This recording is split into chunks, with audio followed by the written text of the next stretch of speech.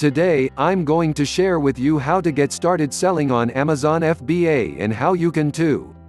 In fact, I'm going to do more than just teach you. I'm going to share I personally got started from scratch with no experience and built my business to over $4,399 in sales in the first 30 days. We're going to take a look at the question, what is Amazon FBA? Then we'll answer how to sell on Amazon FBA and the best products to sell on Amazon FBA. There is tons of opportunity to become an Amazon FBA seller, and I'll share some of the tips that really helped me get off the ground quickly.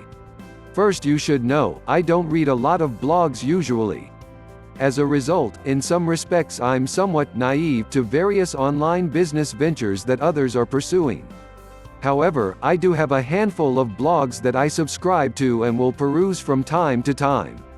One that I read is my buddy Chris Guthrie's blog.